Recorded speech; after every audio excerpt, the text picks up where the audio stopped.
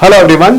तो फिर से आज हम आ गए अर्थमेटिक के इम्पोर्टेंट पार्ट पे, कुछ क्वेश्चन जो कि इम्पोर्टेंट है आपके एग्जाम के लिए और डिस्कस करना है। ये एग्जाम जो है सीयूटी के बच्चों के लिए इम्पोर्टेंट है ही है, और जो पैटर्न और जो अप्रोच से हम पढ़ा रहे हैं वो भी बहुत इंपॉर्टेंट है। तो चलिए सॉल्व करते हैं questions. Let's see how to go with the question, what is the approach and how you are solving in a good method. और जस्ट क्लियर योर कंसेप्ट, ठीक है। अपने कंसेप्ट को ऐसे करिए कि एग्जाम में ये सब चीजें काम आए आपके। So starting with the first question says product of 3 number is 960 if the first number is 5 and sum of the second and third number is 28, find the largest number. अब समझते हैं, क्वेश्चन कह रहा है प्रोडक्ट ऑफ 3 नंबर इज 960। ऐसे question अक्सर आपको exam में मिलेगा देखने को। तो या तो आप तीनों नंबर को कुछ कंसीडर कर लीजिए, a इंटू बी इंटू सी, है ना। If the first number is 5 और पहले नंबर को कह रहा है 5 है, तो sum of the second and third मतलब b प्लस सी की वैल्यू 28 है। तो वेरिएबल 3 लेने का नुकसान भी होगा क्योंकि आपको बहुत सारे वेरिएबल्स निकालने पड़ेंगे। तो बेटर क्या है, अप्रोच अगर देखें, अगर हम a इंटू बी इंटू सी लेते हैं और इन प्रोडक्ट की वैल्यू दे रखी है 960, ठीक है। और इफ द फर्स्ट नंबर मतलब ए की वैल्यू तो दे रखी है 5, सेकेंड और थर्ड का सम दे रखा है, सम ऑफ सेकेंड एंड थर्ड। तो क्या हम कह सकते थे इन सम में, अगर मैं ये बात रख दूं कि b को मान लो, लेट्स अज्यूम दैट b की वैल्यू b है, तो c की वैल्यू कितनी हो जाएगी? ऑब्वियसली 28 माइनस b, है ना। क्यों? क्योंकि दोनों का सम, सेकेंड और थर्ड का सम 28 है। तो इसको तुम अभी दो ही वेरिएबल पे हम काम कर रहे हैं, ठीक है। इज इक्वल टू 960, तो आसान है, करेक्ट। अच्छा 5 से इसको डिवाइड कर दीजिए, कैंसिल आउट करिए, b इंटू 28 माइनस b की वैल्यू कितनी आ गई? 5 से कैंसिल आउट, 5 1 जा 5, 5 9 जा 45, 5 2 जा 10, 192। यहां तक तो बात ठीक है। अब हमें यहां से सॉल्व करना है। एक तो वैल्यू b होगी और दूसरी वैल्यू 28 से कम होगी, और जो b की वैल्यू होगी वो 28 से कितना कम होगी कि दोनों का मल्टीपल 192 आ जाए। तो अभी स्मार्ट अप्रोच देखते हैं, इसको बोलते हैं एलिमिनेशन मेथड। एग्जाम में कभी भी आप सॉल्व करेंगे तो इस चीज को समझेंगे। ऑप्शन देखिए जरा, 12 16, ठीक है, और कह रहा है फाइंड द लार्जेस्ट नंबर, मतलब इन दोनों में से बी और सी में से जो बड़ा नंबर होगा वो हमें बताना है। तो ये तो समझ जाओ, अगर यूनिट नंबर मल्टीपल है तो यूनिट डिजिट क्या है? 2 है, करेक्ट है। तो पहले अगर मैं ऑप्शन लूं, 28 में से ऑप्शन ए सेटिस्फाई करते हैं, है ना। 28 में से अगर 12 माइनस करें, ठीक है, मतलब बी की वैल्यू हमने क्या कंसीडर की? 12। तो b की वैल्यू 12 कंसीडर की, तो ये वैल्यू कितनी आ गई? 16। अब b की वैल्यू हमने 12 कंसीडर की है, तो 12 इंटू 16 की वैल्यू कितनी आ गई? अब यूनिट डिजिट देखो, 6 2 12, 2 तो आएगा और 192 आ रही है, ठीक है। और पूछ क्या रहा है क्वेश्चन में? Find the largest number. So largest number क्या होगा हमारा? a की वैल्यू 5 है, b की वैल्यू 12 है, c की वैल्यू 28 माइनस 12 16 है। सो आंसर क्या होगा हमारा? Option C 16।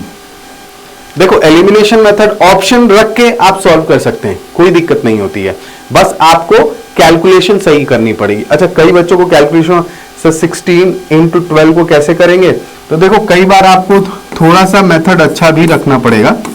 एक तो इजी मेथड होगा 16 इंटू 10 प्लस, जो बेसिक बच्चा कर सकता है ना। ये भी कर सकते हैं 160 प्लस 32, दिस कम्स टू 192। तो बहुत आपको परेशान नहीं होना, बेसिक मेथड्स यूज करिए और स्मार्ट तरीके से आंसर दीजिए, ठीक है। आगे बढ़ते हैं। नेक्स्ट क्वेश्चन कह रहा है, ये प्रोपोर्शनैलिटी का बहुत अच्छा कंसेप्ट है, इस पे क्वेश्चन बहुत ज्यादा देखेंगे, एग्जाम में आते रहते हैं। तो समझते हैं क्वेश्चन का है, reduction of 25% in the price of sugar enables a person to purchase 4 kg more for rupees 800. Find original price per kg. Question समझना कि प्राइस का क्या हो रहा है? रिडक्शन हो रहा है। अच्छा, इनिशियली प्राइस कुछ होगी, फाइनल कुछ होगी, रेशियो से बनाते हैं। रिडक्शन प्राइस का हो रहा है फ्रैक्शन वैल्यू प्राइस की 25%, मतलब क्या बोलेंगे 1/4, मतलब इनिशियली प्राइस कितना होगा 4, है ना।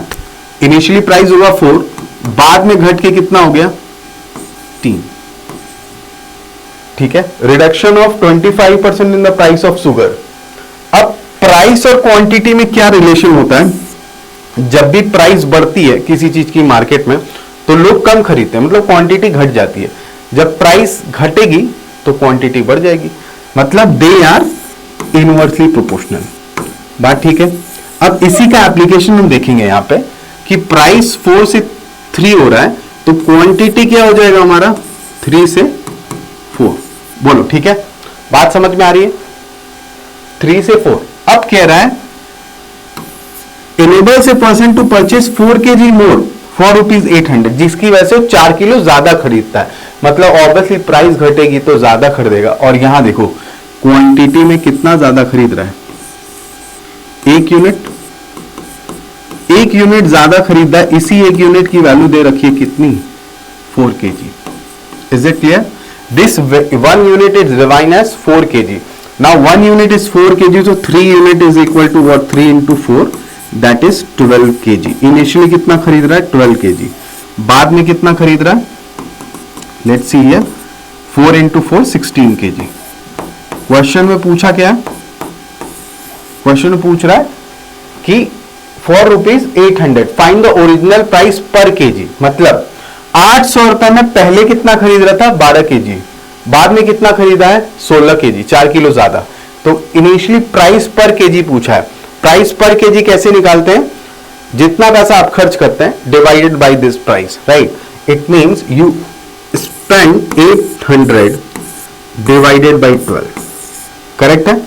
4 से काट दो, 4 से 3 बार में, 4 से 2 बार में, 200/3, 200/3 मतलब 66.66, ऑप्शन है, ठीक है।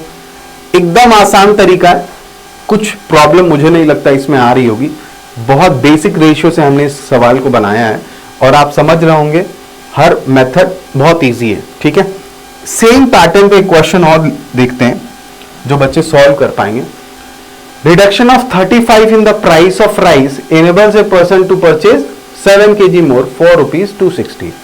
What is the price of the 1 kg rice before reduction? फिर से बढ़ने से पहले क्या प्राइस होगी, तो फिर से देख लेते हैं क्वेश्चन को। Again price is given, that is reduction in the price is 35 in the price, 35%। अब क्वांटिटी पे भी फर्क पड़ेगा, है ना। और दो अप्रोच है, इनिशियल और फाइनल, बात ठीक है। रिडक्शन कितना हो रहा है 35% इन द प्राइस। अच्छा, अब 35% को फ्रैक्शन वैल्यू में रखेंगे तो 35/100 कह सकते थे, और 5 7 जो 35, 5 से 20 ये बात भी कह सकते थे, इससे कोई फर्क तो नहीं पड़ेगा हमें। तो क्या करते हैं, इनिशियली प्राइस 20 था, ठीक है, इनिशियली प्राइस कितना था 20। अब घट कितना गया, 20 में से 7 घट गया, तो ये वैल्यू कितनी हो गई 13। बोलो ठीक है, रिडक्शन हुआ, मतलब इनिशियली 20 था, 20 में से 7 गया, दैट इज रिडक्शन 35%। अब कह रहा है जिसकी वजह से 7 किलो ज्यादा खरीदा उसने राइस, ठीक है, 7 किलो ज्यादा खरीदा। अब समझना बात को, जब ये राइस 7 किलो ज्यादा खरीद रहा है मतलब क्वांटिटी क्या हो जाएगा 13:20। क्यों? क्योंकि दोनों इनवर्सली प्रोपोर्शनल होता है, अभी हमने देखा है। 7 की जो ज्यादा खरीद रहा है ना, यहां पे चेंजेस कितने हैं 7 यूनिट। इस 7 यूनिट की वैल्यू कितनी दे रखी है 7 kg। बोलो बात ठीक है। तो 1 यूनिट की वैल्यू कितनी हो गई 1 kg, ठीक है, यहां तक बात ठीक है। तो क्वेश्चन कह रहा है कि बताइए 260 रुपए में initially what is the price of 1 kg rice before reduction. पहले तो 1 यूनिट की वैल्यू 1 kg हुई, तो 13 यूनिट की वैल्यू 13 kg हुई, और 20 यूनिट की वैल्यू 20 kg हुई। पर क्वेश्चन में पूछा इनिशियली, इसको यूज करेंगे। क्वेश्चन में कह रहा है कि बताइए what was the price of 1 kg price before reduction.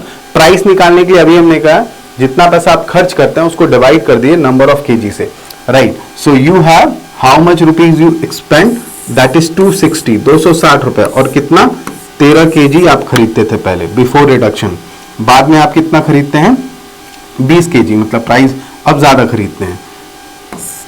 13 2 जा 26, ऑप्शन क्या हो जाएगा, ऑप्शन सी। क्लियर है? आई होप ये बहुत स्टेप बाय स्टेप आपको समझ में आ रहा होगा। नेक्स्ट क्वेश्चन पे चलते हैं। ये भी एक one of the important question है सीआई का, और इस क्वेश्चन को आप समझिए कि ये क्वेश्चन कैसे आपको हेल्प करेगा एग्जाम में। एग्जामिनर कुछ क्वेश्चन ऐसे बनाता है कि वो ऐसे हैं जो कि आपको अक्सर एग्जाम्स में दिखते हैं, तो ये one of the most important question है, ताकि किस तरीके से एग्जामिनर आपसे सवाल पूछ सकता है घुमा के कंपाउंड इंटरेस्ट पे। क्वेश्चन देखिए जरा। Baburam has two investment plan A and B. To choose from, plan A offers interest of 10% compounded annually, while plan B offers simple interest of 12% per annum. So एक बाबूराम थे, उनको दो plan दिया जाता है, प्लान A दिया जाता है और प्लान B दिया जाता है। प्लान A कहता है इंटरेस्ट 10% कंपाउंडेड एनुअली, इस पे कंपाउंड इंटरेस्ट लगता है, 10% एनुअली कंपाउंड इंटरेस्ट लगता है, ठीक है। प्लान बी कहता है बी ऑफर सिंपल इंटरेस्ट 12% का, सिंपल इंटरेस्ट लगता है 12% का। कुछ बेसिक समझते हैं पहले। तो अब कह रहा है till how many years is the plan B is better investment, कितने साल तक प्लान बी जो है बेटर इन्वेस्टमेंट होएगा बाबूराम के लिए, इस बात को समझते हैं। तो समझना जरा, कंपाउंड इंटरेस्ट हर साल इंटरेस्ट पे इंटरेस्ट लगना ही होता है कंपाउंड इंटरेस्ट। सिंपल इंटरेस्ट क्या होता है, हर साल सिंपल इंटरेस्ट बराबर रहता है। जैसे पहले साल अगर सिंपल इंटरेस्ट 12% है तो दूसरे साल सिंपल इंटरेस्ट कितना हो जाएगा 24%, 12% लगेगा। फिर तीसरे साल कितना हो जाएगा, फिर से ऐड कर दो 12, दैट इज 36%। चौथे साल कितना हो जाएगा, अगेन ऐड 12, दैट इज 48%, ठीक है। फिर पांचवें साल कितना रहेगा, फिर से ऐड 12%, दैट इज 60%। मतलब अगर हम 5 साल की बात करें, ईयर 1, ईयर 2, ईयर 3, ईयर 4 और ईयर 5, तो 5 साल में सिंपल इंटरेस्ट 12% हर साल लग रहा है, तो 60% तक आ रहा है। पहले 5 साल का देख लेते हैं, 5 साल में बाबूराम का क्या हाल हुआ, किस पे वो प्लान बना रहे हैं, और ये सारा सिंपल इंटरेस्ट है ना। तो इसमें तो किसी भी बच्चे को डाउट नहीं हुआ, सिंपल इंटरेस्ट क्या होता है, हर साल इंटरेस्ट बराबर लगता है, ठीक है। 12% बढ़ाते गए 60% तक आए। अब पॉइंट यहां पे है कि कंपाउंड इंटरेस्ट अगर पहले साल 10% लगा है तो दूसरे साल भी 10% लगेगा कि नहीं। देखो कंपाउंड इंटरेस्ट में एक बहुत अच्छा कंपाउंड इंटरेस्ट फॉर 2 ईयर मैंने फॉर्मूला बताया था कंसेक्यूटिव मेथड का, that is 10% plus 10% plus 10 into 10, 100/100। तो ये वैल्यू 2 साल में कितनी हो गई, 20 प्लस 1, दैट इज 21%। तो कंपाउंड इंटरेस्ट दूसरे साल कितना लगा भाई, 21%। बात समझ में आ रही है, ठीक। अब आप कहेंगे सर तीसरे साल, तो 2 साल का 21% है, तीसरे साल में कितना लग जाए 21%, 10% plus 21 into 10, 210/100, that is this is 30, I will write it 31 है ना, 31 प्लस 2.0 मतलब 33.0, ठीक है। आई थिंक 31 मतलब 32.10। तो तीसरे साल कितना लग रहा है 32.10। बोलो करेक्ट है, यहां तक तो बात ठीक है। 31 प्लस 2, सॉरी 33.10 लगेगा ना, ये वैल्यू कितनी हो गई, ये वैल्यू होगी 31, करेक्ट है। 31 plus 2.10 that is 2, 33 sorry this is right है ना, 33.10। अब चौथे साल देखेंगे, सेम अप्रोच यूज करेंगे। देखिए कितना अच्छे तरीके से हम इसी कंसेप्ट को यूज कर रहे हैं। 14 साल 33.10 प्लस 10 प्लस 33.10 इंटू 10, ठीक है, बाई 100। ये वैल्यू कितनी आ रही है? 33 प्लस 10 43.10 प्लस ये वैल्यू कितनी आ रही है? इंटू 10 करोगे तो दैट इज 331 अपॉन 100।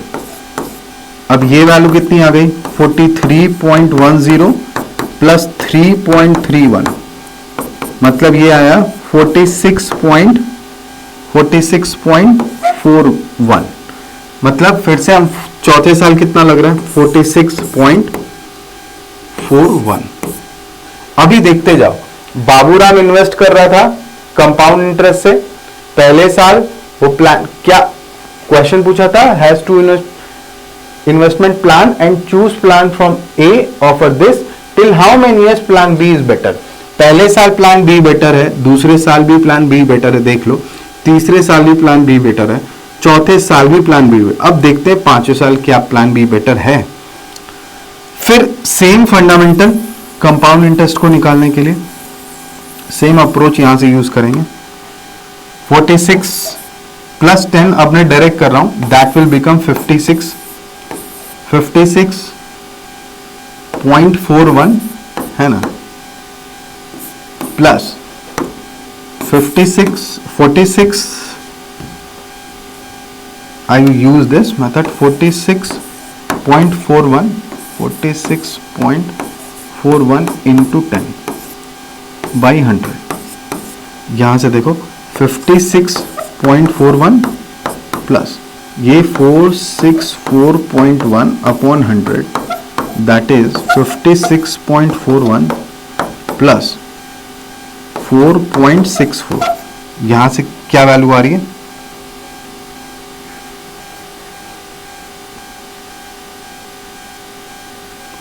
56 प्लस 4 62 के आसपास, 61% के आसपास आ रहा है। 46, right, this comes to 56 and 4.64, 56.41 and this comes to 4.64, ठीक है। 61 पॉइंट समथिंग आ रहे हैं यहाँ पे, 61 पॉइंट समथिंग। अब देखो प्लान बी कितने साल तक बाबूराम इन्वेस्ट करेगा। अब पांचवें साल क्या ज्यादा हो गया? Compound interest. बात समझ में आ रहा है? सेम मेथड यूज किया हमें। पांचवें साल क्या ज्यादा हो रहा है? पांचवें साल ज्यादा हो जा रहा है कंपाउंड इंटरेस्ट, मतलब सीआई कम है। 4 साल तक बाबूराम इन्वेस्ट करेंगे। बात ठीक है? That is option B. Clear है?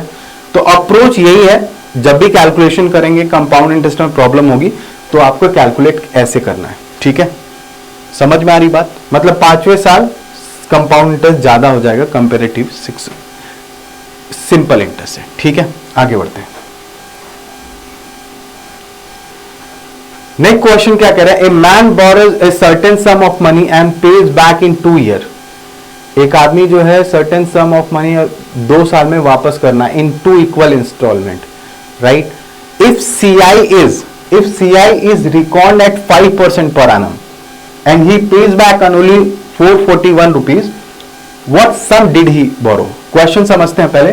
एक आदमी था जो कि सम ऑफ मनी पे करता है 2 साल में और 2 इक्वल इंस्टॉलमेंट में। कंपाउंड इंटरेस्ट कितना लगता है प्रिंसिपल पे? 5% पर एनम, और पेज बैक इक्वली कितना अमाउंट दे रहा है हर साल? 441। तो कह रहा है प्रिंसिपल कितना था, व्हाट द सम इट बोरो, कितना उधार लिया था उसने। देखते हैं सबसे अच्छा मेथड क्या कहता है कंपाउंड इंटरेस्ट सॉल्व करने का। देखो जरा, 5% पर एनम का मतलब क्या हुआ? 5% पर एनम को फ्रैक्शन वैल्यू बोलते हैं 1/20। तो पहले साल इनिशियली और फाइनल अमाउंट देखते हैं। फर्स्ट ईयर की बात करेंगे। फर्स्ट ईयर 20 वैल्यू बढ़ के कितनी हो जा रही है? 21। सेकेंड ईयर वैल्यू बढ़ के 20 का फिर से 21, यही मेथड होता है। और 2 साल का हम लिखेंगे 400 एंड इट बिकम 441। ठीक है, ये बात समझ लेते हैं। पहले साल उसने दो इक्वल इंस्टॉलमेंट में पे किया। पहले साल कितना पे किया है? पहले साल वो पे किया है 441, दूसरे साल भी 441।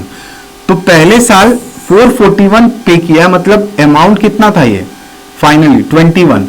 इसको 441 कैसे बनाएंगे? इंटू 21 का मल्टीपल, ये वैल्यू हो गई 441। ठीक है, मतलब अगर इसमें 21 का मल्टीप्लाई है तो इसमें भी प्रिंसिपल में भी 21 का मल्टीप्लाई, तो ये वैल्यू कितनी हो गई? That is 2 2 4, 420। बोलो बात ठीक है? ये वैल्यू कितनी हो गई? 420। करेक्ट है, मतलब इनिशियली अमाउंट कितना था? प्रिंसिपल 420 था, उसने पहले साल पे कितना कर दिया? 441। अब दूसरे साल भी वो 441 पे कर देता है, इसमें कोई डाउट नहीं है। दूसरे साल तो इतना करता ही करता है। तो प्रिंसिपल हमारा कितना रहा होगा? 400। तो पूछा है कितना पैसा वो लिया था उधार, मतलब इनिशियली कितना लिया था? तो 420 ये रहा और 400 ये रहा, तो टोटल कितना हो जाएगा? 420 प्लस 400 उसने लिया था 820। बात समझ में आ रही है? ये हमारा आंसर है ऑप्शन बी। ये भी बहुत अच्छा क्वेश्चन था और इस क्वेश्चन को बहुत तरीके होते सॉल्व करने के। ये एक बेस्ट अप्रोच था जिस क्वेश्चन को आप देख रहे हैं। आगे बढ़ते हैं, फिर से कह रहे हैं a man borrow 6000 and 10% compound rate of interest. एक आदमी 6000 उधार लेता है 10% कंपाउंड इंटरेस्ट के साथ। Eight the end of each year he page 2000, हर साल के अंत में वो 2000 रुपया पे करता है। How much money should he pay at the end of third year to clear his, कितना तीसरे साल के अंत में कितना पैसा दे दे कि उसकी पूरी जो डेब्ट थी, कर्ज था, खत्म हो जाए। ठीक है, अच्छा देखना है, ये बहुत इजी है। पहले साल अगर हम बात करें, वो उधार लिया था 6000। ठीक है, अब फर्स्ट ईयर में वो रेट ऑफ इंटरेस्ट कितना है? 10%। तो 10% रेट ऑफ इंटरेस्ट तो किस पे लग रहा है? प्रिंसिपल पे, 6000 पे। कितना हुआ? 600। और हमारा प्रिंसिपल कितना था? 6000। तो टोटल हमारा था 6600। ठीक है, उसने पे कितना कर दिया? 2000। तो बच कितना गया? 4600। मतलब ये दूसरे साल का प्रिंसिपल कितना हो जाएगा? 4600। 4600 पे रेट ऑफ इंटरेस्ट कितना लग रहा है? फिर से 10%, मतलब 460। 4600 का 10% 460। 460 और प्रिंसिपल कितना है? 4600। करेक्ट है। फिर से ये वैल्यू ऐड होगी, 6 4 10 0 1 5060। अब इसमें फिर से उसने पे कितना कर दिया? 2000 रुपए। ठीक है, 0 से 0 6 0 6 0 0। उसके पास कितना बच गया? 3060। तीसरे साल क्वेश्चन यही था, तीसरे साल कितना पैसा पे कर दे कि उसकी पूरी डेब्ट क्लियर हो जाए। ठीक है, आई होप आपको पहले साल भी समझ में आ रहा हो, दूसरे साल भी क्लियर होगा। तीसरे साल की बात करते हैं। प्रिंसिपल हमारा कितना है? 3060। बात ठीक है। अच्छा, इस पे भी कितना लग रहा है? 10%। क्लियर है, इस पे भी 10% लग रहा है, इस पे भी 10%, मतलब 306। 3060 प्लस 10% 3060 का 306। 6633, मतलब उसको पे कितना करना है तीसरे साल? 3366। Option B. आई होप ये बहुत इजी क्वेश्चन था। मतलब देखो, बच्चों को प्रैक्टिस अगर करोगे सही डायरेक्शन में तो क्वेश्चन अच्छा है। इस क्वेश्चन के लेवल और ऐसे क्वेश्चन आपको मिल सकते हैं, क्योंकि सीआई एक ऐसा टॉपिक है जिसपे अक्सर हर एग्जाम में ज्यादा से ज्यादा क्वेश्चन पूछे जाते हैं। तो मूव करते हैं आगे। What is the unit digit of 13 into 14 plus 20 into 6 minus 7 into 8 to the power 729? अभी हम समझते हैं यूनिट डिजिट निकालने के लिए सबसे पहले तो देखो यार, इसको सॉल्व करोगे तभी तो पता चलेगा, है कि नहीं? सॉल्व कर लेते हैं। 13 into 14 plus 20 into 6, I am directly writing 120 होगा ये, 120 -56 पावर 729। नाउ 4 3 जा 12, 2 4 3 182, right, plus this is 64 power 729। ये वैल्यू कितनी होगी? 6 18 और 6 24, 246 पे पावर 729। मतलब यूनिट डिजिट पूछ रहा था, तो 6 पे पावर कुछ भी होगा तो ऑप्शन क्या होगा? 6। साइक्लिसिटी 6 की पता है आपको? If the cyclicity of 6 is 6 power 1 6, 6 power 2 unit digit 6, 6 power 3 unit digit is 6। So cyclicity आपको पता होनी चाहिए 2 से लेके 9 तक सबकी, ठीक है? तो ये 6 की साइक्लिसिटी 6 ही होती है, पावर कुछ भी हो। नेक्स्ट पे चलते हैं। ये भी एक अच्छा सवाल है, what is the value of given equation? ऐसे इक्वेशन आपको दिखेंगे। अब इसी इक्वेशन में प्रॉब्लम ये होती है, बच्चा यहां से सॉल्व करना शुरू करता है, सोचता है कहां से। हमेशा देखो जो वैल्यू जहां से, इसको बोलते हैं नेस्टेड लूप, नेस्टेड रूट, है ना? नेस्टेड स्क्वायर रूट में क्या होता है, आप रूट के अंदर रूट है, इसका मतलब सबसे पहले आप राइट हैंड से देखेंगे 121 को सिंप्लीफाइड करेंगे तो ये बाहर आएगा तो कितना हो जाएगा? 11। 133 में 11 ऐड हुआ तो ये वैल्यू कितनी होगी? 144। 144 बाहर आ जाएगा तो कितना हो जाएगा? रूट में 12 ऐड होगा 244 से, है ना? 244 plus 2 that is 246 and 10 256। 256 root किसका होता है आपको पता होना चाहिए। 15 का स्क्वायर कितना होता है? 225। तो 16 का स्क्वायर कितना होगा? 256। तो 16 ऐड कर दीजिए इसमें, है ना? 84 प्लस 16, ये वैल्यू कितनी हो गई? 0 100। रूट 100 बाहर आएगा तो क्या हो जाएगा? 10। तो इसमें क्या ऐड करेंगे? 159 प्लस 10, ये कितना हो गया? 169। और 169 रूट किसका होता है? थीटा का। ऑप्शन है। इसके लिए आपको क्या पता होना चाहिए? Square root. तो बच्चों सबको आपको क्या करना है? स्क्वायर रूट्स हमेशा पता होना चाहिए। क्लियर है? तो याद करिए इसको, ये बहुत टफ तो नहीं था, मैं कहूंगा ये हार्डली 30 सेकेंड का सवाल था, ठीक है? चलो नेक्स्ट पे चलते हैं।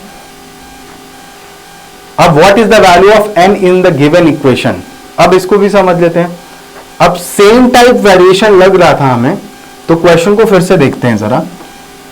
क्वेश्चन यहां कह रहा है 64, है ना?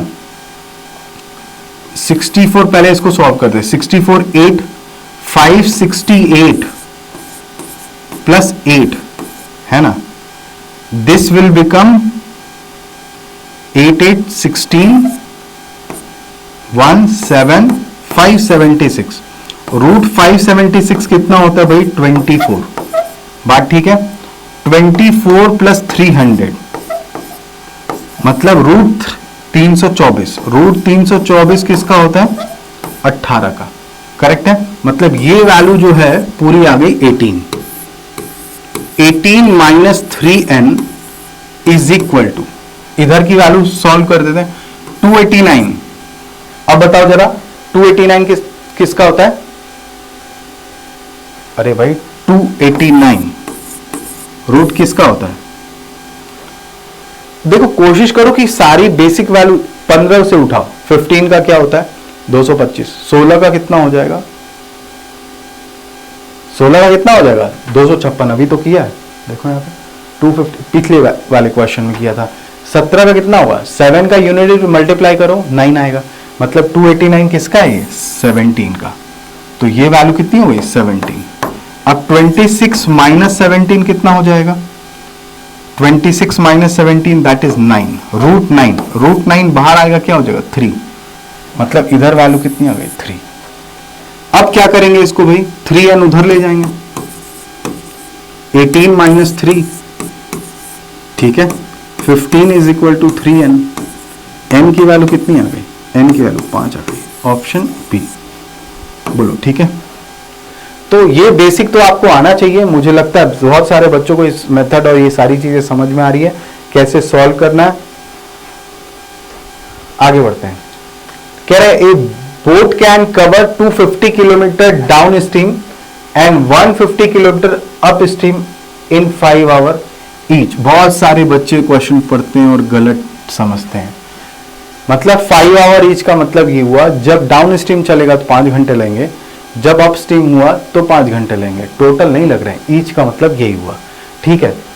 अब हम समझ लेते हैं, अगर 250 किलोमीटर चल रहा है डाउन स्ट्रीम, तो डाउन स्ट्रीम कहता है b plus distance upon speed b plus W is equal to कितने, t equal to d by s, 5 घंटे लग रहे हैं, ठीक है।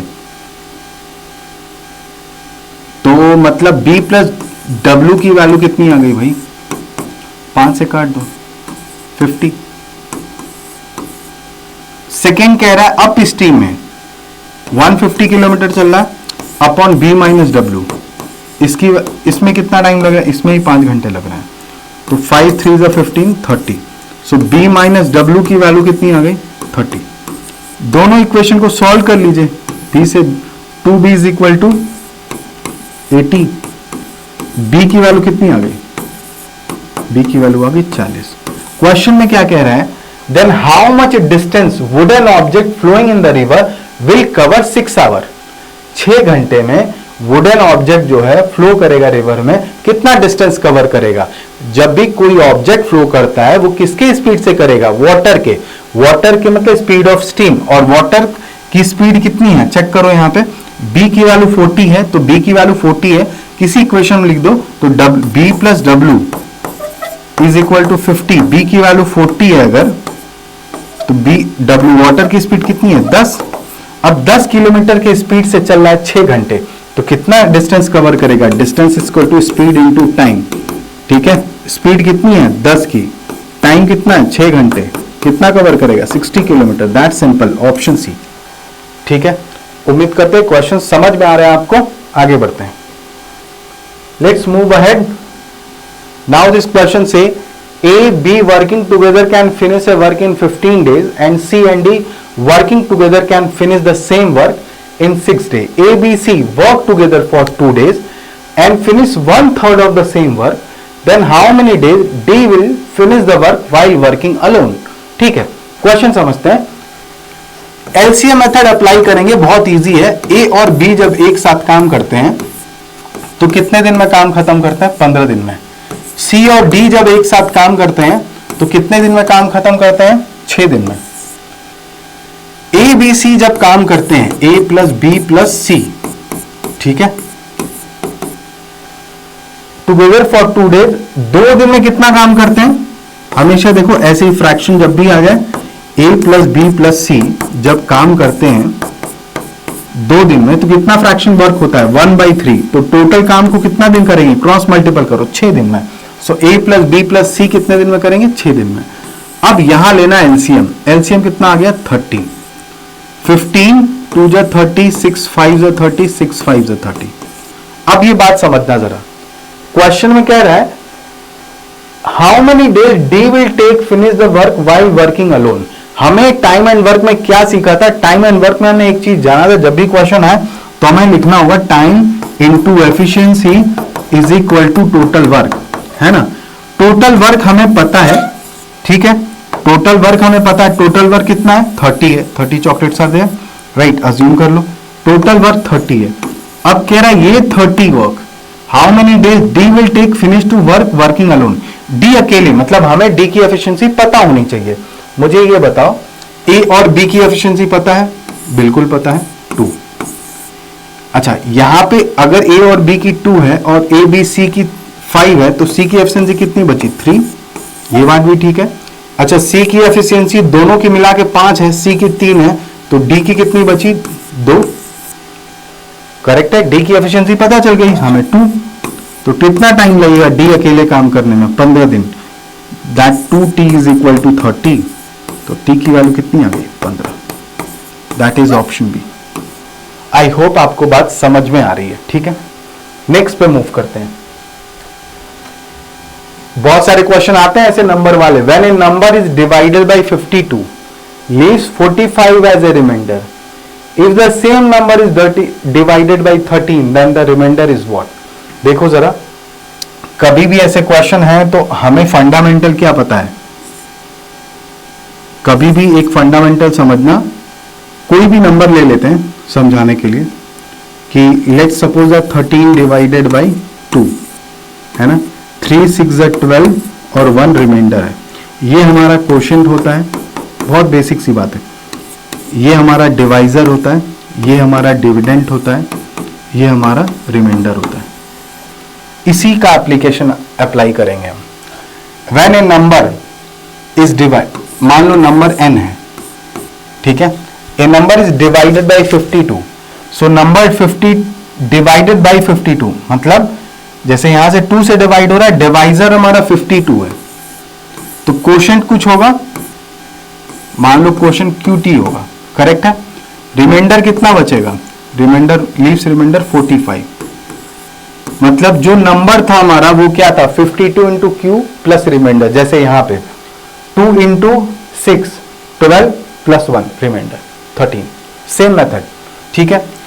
अगर कह रहा है ये नंबर तो यही हो गया भाई, अगर सेम नंबर मतलब ये नंबर डिवाइड होगा 13 से तो रिमाइंडर क्या होगा, बहुत इजी है। अब डिवाइड करते जाओ, ये कितने बार, ये 0 हो जाएगा डिवाइड होगा तो, है ना, यहां से जाए डिवाइड करो कितना आ जाएगा 13 से, 13 3 जा 39, कितना आ गया रिमाइंडर 6, ऑप्शन बी।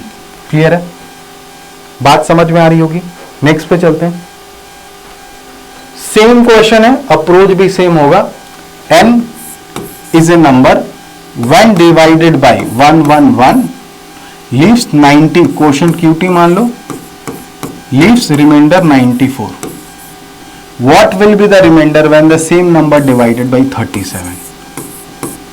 फिर से सेम मेथड सेम अप्रोच, 37 से ये डिवाइड पूरा हो जाएगा 3 टाइम्स में, ठीक है, 37 से ये जाएगा 2 टाइम्स में और रिमाइंडर कितना बच जाएगा 20, ऑप्शन सी, ठीक है। आई होप क्लियर है आपको। In the prime factorisation of 72 find total number of even factors. Prime factorisation की बात करें और 72 find total number of even factors, है ना, समझते हैं। 72 का प्राइम फैक्टराइजेशन, सबसे पहले तो प्राइम फैक्टराइजेशन क्या होता है, फैक्टराइजेशन क्या होता है, ये भी जानना चाहिए। 72 के जितने भी फैक्टर्स बनते हैं जिससे वो डिवाइड, वही फैक्टर्स होंगे, ठीक है। तो अगर मैं कहूं कि 72 को हम अगर कैसे लिख पाए फैक्टर्स में, तो एक तो सबसे बड़ा अप्रोच ये होगा, 2 से अगर मल्टीप्लाई या इसको डिवाइड करेंगे तो ये जाएगा 2 पे पावर 3, दैट इज 8 इंटू 3 पे पावर 2, बात ठीक है। ये इसके फैक्टर्स हो गए, 8 9 जा 72, इसी को मैंने लिख दिया है। एलसीएम आता होगा ना आपको, एलसीएम में पढ़ा होगा कैसे फैक्टराइज करते हैं, तो अगर 72 लिखा है तो ऑब्वियसली 2 का मल्टीप्लीकेशन था 2 पे पावर 3, दैट इज 8 8 9 जा 72 मतलब 3 पे पावर 2, करेक्ट है। प्राइम फैक्टर क्या होता है, यही प्राइम फैक्टर है, क्लियर है। अब कह रहा है if the prime find number of even factors, सबसे पहले आप निकालेंगे टोटल फैक्टर्स। कैसे निकालते हैं टोटल फैक्टर्स, निकालने के लिए हमें क्या करना होता है, जो भी प्राइम फैक्टर दिया है उनमें पावर में +1 करेंगे, जैसे 3 + 1, ठीक है, इंटू 3 पे पावर 2 में +1 करेंगे, राइट। और इनका मल्टीप्लीकेशन कितना हो गया, मतलब पावर एडिशन के 4 और यहां 3, टोटल फैक्टर कितने हो गए 12।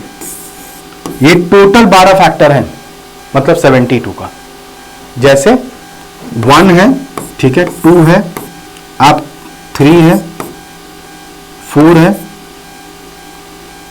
6 है, 8 है, 9 है, 12 है, ठीक है,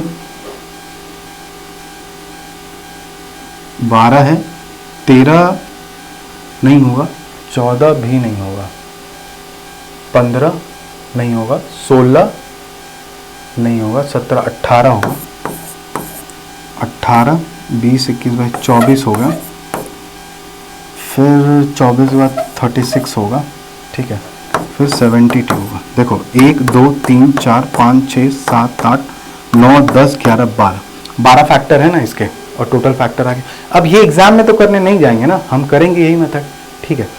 अब एक बात समझना, find total number of even factors बोल रहा है। इवन फैक्टर्स मतलब अगर हम टोटल में से ऑड फैक्टर घटा दें, ठीक है, तो हमारा इवन फैक्टर आ जाएगा, करेक्ट है। अच्छा, ऑड फैक्टर को घटाने के लिए हमेशा, टोटल फैक्टर कितने 12 है, ऑड फैक्टर को घटाने के लिए हमेशा 2 पे पावर 0 मतलब 2 पे पावर 0 प्लस 1 मतलब जो भी है, अगर इवन फैक्टर निकालना है तो ऑड पे पावर 0 कर दीजिए, मतलब ऑड क्या है इसमें 2 पे पावर 0।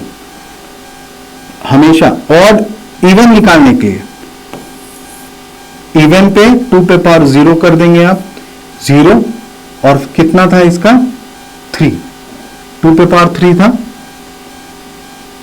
2 पे पावर नंबर ऑफ फैक्टर्स 2 पे पावर 0 प्लस 1, ठीक है, 2 पे पावर हमें ऑड घटाना था 1 3, इवन घटाएंगे ना, ऑड घटा देंगे। ऑड कितना है ये देखो, यहाँ पे छोटी सी ऑड घटा देते हैं, मतलब ऑड पावर कितने हैं 3, ये कितना हो गया 9। The answer is option D, correct है। और देख लो इवन फैक्टर्स कहाँ कहाँ है, 1 2 3 4 5 6 7 8 9। टोटल फैक्टर 12 थे, इसमें से ऑड फैक्टर को घटा दिया। ऑड फैक्टर को घटाने के लिए क्या करना है हमें, बहुत इजी तरीका है, जो ऑड है, ठीक है, उस पर पावर 0 मतलब 3 पावर 0 किया, दैट इज 3 आएगा, 0 प्लस 1 है ना जो नंबर था, तो आंसर इज 9, करेक्ट है। आगे बढ़ते हैं। Find the maximum value of x for which 178 factorial upon 3 पे power x is completely divisible by what? Find the maximum value of x for which 178 factorial divided by 3 power x is completely divisible by what? देखो highest factor आप समझते होंगे, highest factor कैसे निकालते हैं। अगर लिखा है 178 फैक्टोरियल है ना, तो आप कुछ नहीं, सबसे पहले इसको डिवाइड करते जाइए, 3 पे पावर निकालना है हाईएस्ट, तो सो 3 5 जो 15 और 28, 3 9 जो 27, फिर ऐड करिए 3 1 जो 3 9 जो 27, फिर 3 6 जो 18, 3 2 जो 6, ठीक है। अब इनको ऐड करो, 59 plus 19 plus 6 plus 2, 9 9 2 18, 18 plus 6 that is 24 plus 2, 28 8, 2 carry 5 2 7 1 8, that is option। I hope आपको ये सारी चीजें समझ में आई होंगी, चाहे यूनिट डिजिट हुआ, चाहे आपको फैक्टराइजेशन हुआ, प्राइम फैक्टराइजेशन कैसे करते हैं, क्या समझते हैं। आई होप आपको समझ में आई होंगी सारी चीजें। आपको फिर भी कोई डाउट हो तो जरूर हमें कमेंट रखिए, ठीक है। Thank you so much for the class, thank you.